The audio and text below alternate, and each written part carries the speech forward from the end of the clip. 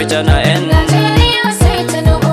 fulbe onnanina APC sai Tinubu. robe onnanina Nigeria sai Tinubu. remobe onnanina APC sai Tinubu. bilobe onnanina Nigeria sai Tinubu. jangobe onnanina APC sai Tinubu.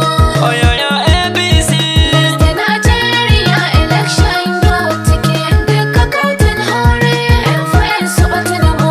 Party APC a sai kowa sai Tinubu. Dr. Abdullahi Alhaji Bello Bodejo Lamido fulbe Africa hande kanko neliyam Jon fulbe Nigeria owi subten tinibu Olamano en gorwal president Nigeria Nigeria sai sobin bi to minon ma ɗum haali min jotti anana laamiɗo hulɓe wi ɗum wara on soɓa Tinubu ay daga o wi wara en soɓa Tinubu Eh. o en tuttugo en fugaren cuɓen Tinubu Tinubu Ah, hay leɗɗe ɗe eh. en tattaroɗe gara ɗe cuɓa mo ay andi kanjum de wi Tinubu henanmi sanda boro yimani Tinubu Eh. heɓimi to hami ɗan lallaɓo mi wara ɗo nder ladde Eh. to sukaɓe gi'atami woma way kawon mami e arɗo barka arɗo barka ay kawon min ma mi wostoyi mbimi dara mi wara mi yiya on ehe ayde liggarmi wuro mi tawtawa mbimi to on ɗo gaɗa cas imin ɗo gaɗe tasu e dole a andi kanjum Nigeria ɗum Tinubu eh to joni sey yiya an ɗiwita leñol e a sosai ma la ko laamiɗo hulɓe wi sosai Eh. a andi kadi mo wi dama to ni waɗi Bola Ahmed Tinubu